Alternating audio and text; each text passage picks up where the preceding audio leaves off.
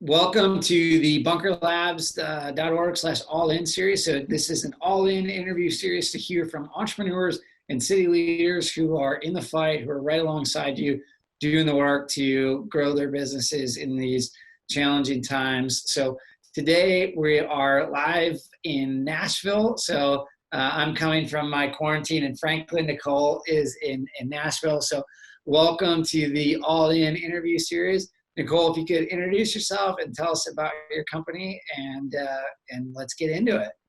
Okay.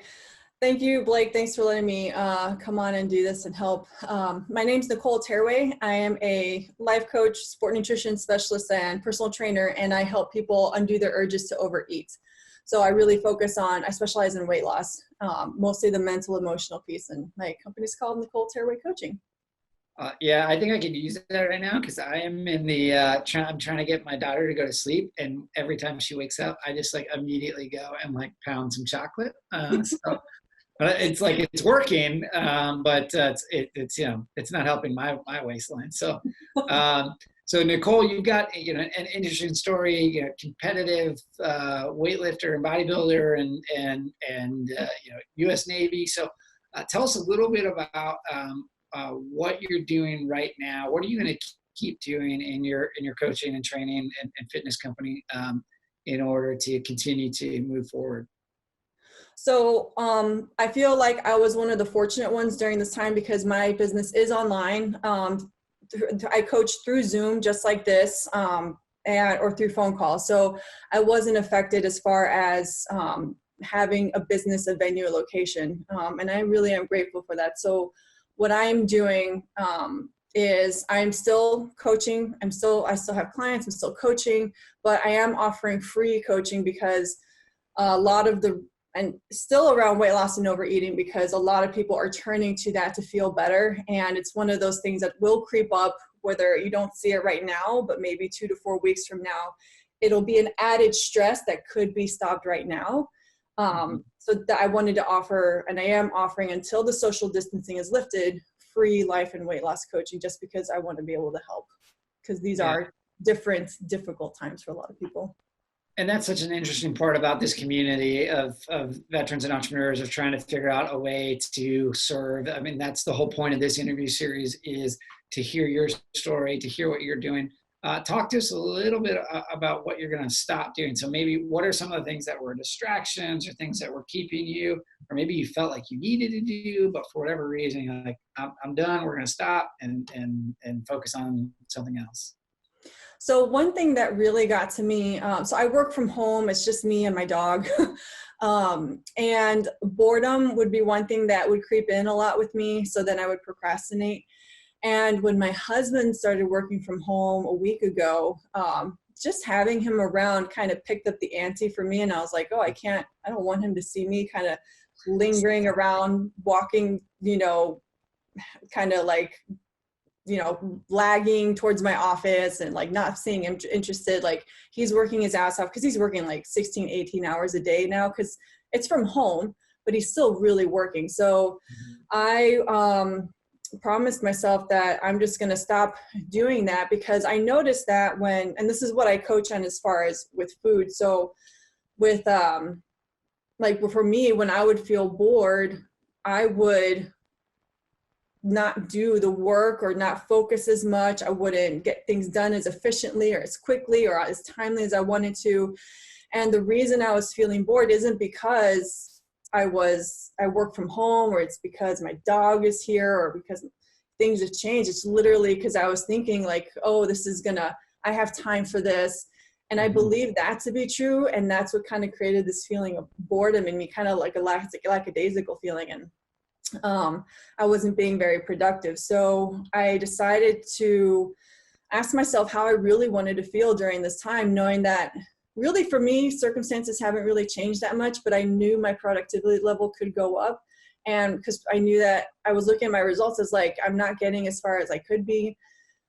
This isn't how I want to model how I live my life to others. Like it's not inspiring to others, especially now. So I was like, so I decided that I want to really feel productive every day. And I really believe that if I just show up and do one thing at a time, instead of like thinking I have to do so much, which kind of led or contributed to the kind of an overwhelmed feeling. But just telling myself like I can do one thing at a time and focusing on that and feeling, literally allowing myself to feel productive, then I would get the thing done, gain confidence from having gotten that done, whether it was perfectly or not, but just the feeling of completion helped me do the next thing. So I think stopping the kind of like indulging in the thought like, oh, there's too much to do, or there's not enough time, like, because my results were proving unfavorable for what I really wanted to achieve.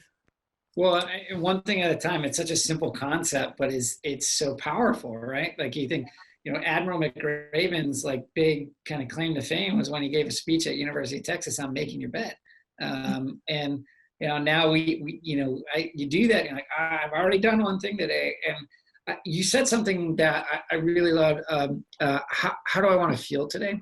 I don't think a lot of people are asking themselves that questions. They're like letting the cable news come in. They're letting all these other things come in. Like, oh my gosh, I'm inundated. And you get to choose how you respond to things. Like, it is up to us.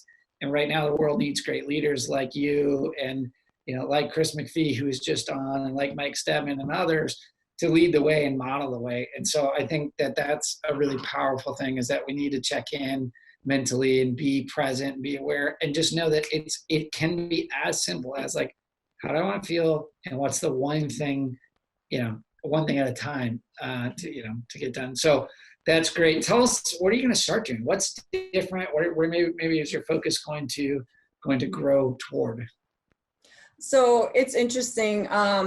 Even though I don't offer a lot of free life coaching around weight loss, so I am doing that now. I don't know, and like I said, I'll stop when the social distancing gets lifted. But what I've noticed with some people who signed up is the food is like the last thing on their mind. They may not be overeating, but they're noticing that the actions they're taking are leading to results that, they can kind of foresee. It's like, like maybe I'm nibbling on something now, but that could grow, and I'm nervous of where that could lead.